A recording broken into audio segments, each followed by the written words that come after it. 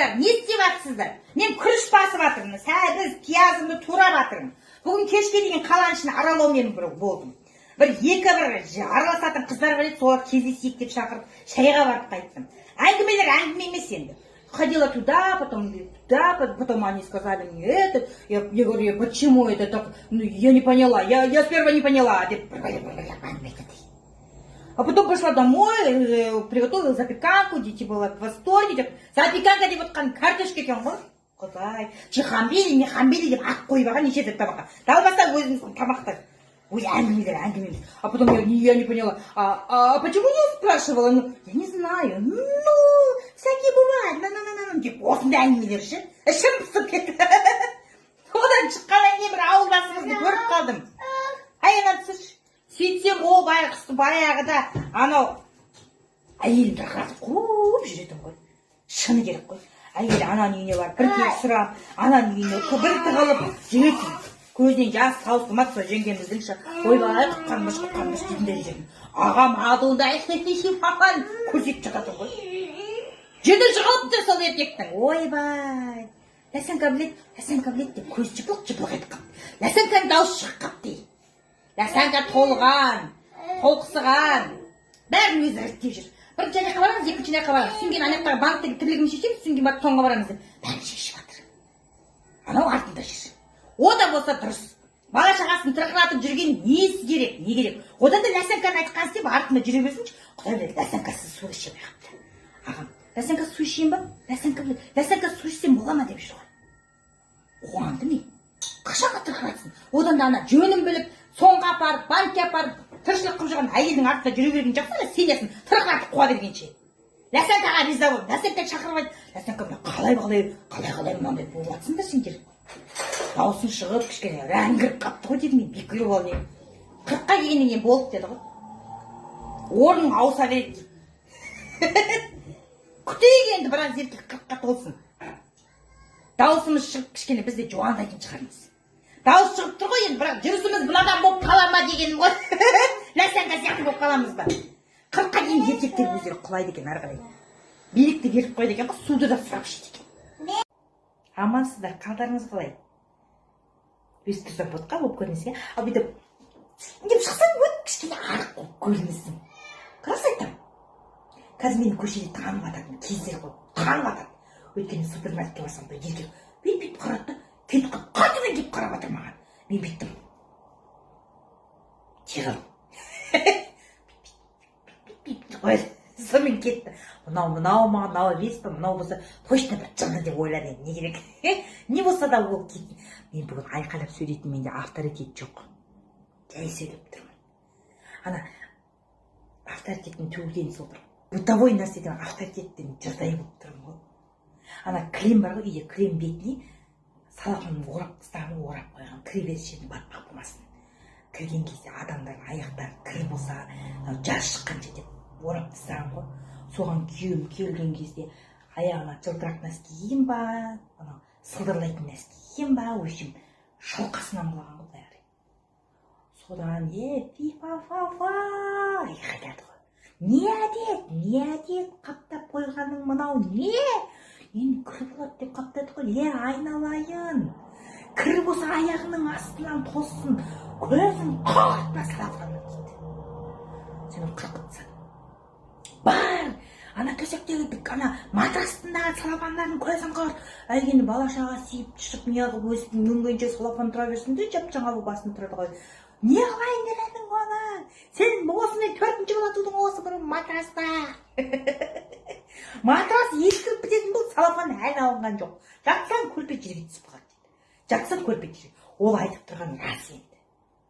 Көрпет түсіп қалады жерге. Оны алайын десем, әлі мұрай еп кішкене сейіп қойса, неғып қойса, сідік сасымайық деп соң қазақ байшылып қылса алмайды. Алмай жүргенде сол матрас ескіріп, матрас тозып қойғыш. Салапаны жерге түсіп қалады көрпет. Сонымен жылап отырып, оны да көзін ал ана диванның үстінде жатқан жылбыр-жылбыр мынандай нәрсеңдер дейді. Алған диван әжептәуір жап-жақсы екен. Жерде оның үстіне де әдем мата сатыр деп төсек бар. Оны да құрт көзін деді. Оны да құртсам әдем диван, әдем крем бар екен. Мына кремді қашан көреміз дейді. қонақ келгенде ашатын ем ғой десем, сен қонағың келген кезде сен осы матаңды жинап жүресің өмір дейді. Енді бұл енді біздің қанға біткен қазақ елі енді. Дүние тозбаса дейміз, басқа не? Содан сөйлеуге абырой жоқ. Дұрыс осы. Амансыздар ма? Қалдарыңыз қалай? Не істеп жатсыздар? Анда-санда өзімнің жан-жақтағы ел жұртыма бір сәлем сап қояйыншы. Қалай жағдайларыңыз? Не қылып жатсыздар? Не жаңалықтарыңыз бар? Айдың басы не қылып жатсыздар? Айлық келіп, пенсия келіп, жырғап жатсыздар ма? Айлық келгенде мен күйеуім айтпайды. Айлығың келді ме? Не қыласың? Не қыласың?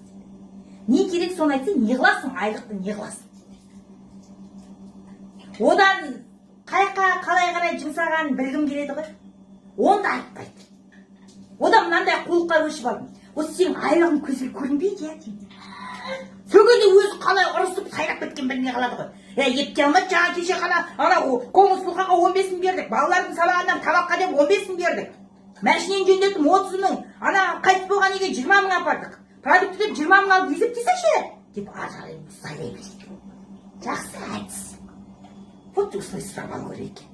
Қанша алдың деймін, қанша алдың, қайқа жараттың демей, жаңағындай әдіс жақсы екен ғой. Сайрап береді, боқтап отырып айтып береді. Одан біреумен сөйлескенде ешкімде айтпайды деші едім ғой. Кіммен сөйлесіп жатқан адамның атын біліп алсам, болды ана айтамсыз. Не болды енді Нұрзат екен, қойыңа 1 сағат сөйлестіңдер ғой. Гүлмира айтады, екеуі подружка сияқты әйтеуір әңгімесі бітпеді деп жатыр деймін. Ой, ана 20 жылдық қой деп фонтайда салады. Әйтеуір сондай әдіске көшу керек екен ғой. Ұрыспай, таласпай бәрін ашықтан суырып алу керек. Әйелдер! Сіздер ма? Қалдарыңыз қалай? Не істеп жатсыздар? Не жаңалықтарыңыз бар? Мен соңғы кезде аурушаң болып алдым. Баяғыда апам айтшы, күміс қатын күнде ауруды. Сүйенің жүгі жеңілдеген сайын жатаған келеді дейтін, рас айтады. Бала шаға үйде отырғаннан кейін ішің пысқаннан ауырып, Құдай біледі, біз әйелдер ішіміз пысқаннан ауырамыз ба деймін. Құдай өзі кешірсін. Бірақ енді ауырдым деп бір сылтаурап жатсаң бар ғой, үйде свет өшкендей болады ғой. Дүние тоқтайды, бала шаға, күйеу, бәрі тоқтайды ғой. Бәрі тоқтап қалады. Мыналар мына жаққа кеп өздерің білген істеп бірдеңені жейді, талқандайды, шашады, айғайлайтын, әй дейтін әже, қой дейтін қожа жоқ, шешенің шамасы келмей жатыр. Оны бұлар біледі, есіріп кетеді ғой. Ой-бой, көрпе төсектен бұлай қарай, мына жерде самаға дейін төгеді ғой. Шайға дейін төгіп тастайды. Айқайлайын десең шама жоқ. Айқайламайын десең баяғыда бір құрбым айтады, біздің үйде маған өлуге уақыт жоқ деп. Рас айтады. Өлуге уақыт жоқ қой, сол орнынан тұрасың. Бәрін ішіп, қалбалақтап, жан жинап, затты адамдай бәрін тәртіпке келтіріп шығасың ғой. Баяғыда аналарымыз бір қылжиып өстіп жатып қалады ғой, бастарын сақина ұстап тұрушы еді ғой. Сонда ұйқыдан оянғанда тырысып тұратын. Орамалды қатты ағып байлап тырысып тұратын. Ай, ананы кеші! Оны не сайлады? Өстіп отыратын, есіктің алдында отырып. Жұмысты жата берсе ма дейтінсің, жата берсең өзің. Сонда о бақсы тұрғанда біз ұйқы бермейді екенбіз ғой, мазасын алады екенбіз да. Ары бері кіріп шығып, есік сарт-сұрт еткізіп, мазасын алады екенбіз ғой байғыстардың. Соғысып мыналарды кеше мен мазамды алды әбден. Одан жаттың деп жата қалсаң бар ғой, мына еркектер бар ғой, еркектерде еш жоқ па деймін. Мына ауырып жатыр ау деген әңгіме жоқ. Түш, бұл шай берші дейді. Ай, ауырып жатырмын мен. Ой, басты қатырман, бұл шай берші дейді. Сөйлей тұрасың, амал жоқ. Сен ауырсаң, бүткіл әлем тоқтап қалайын деп отыр ғой. Әйелдің қолында, әлемнің бәрі әйелдің қолында деген рас екен ғой.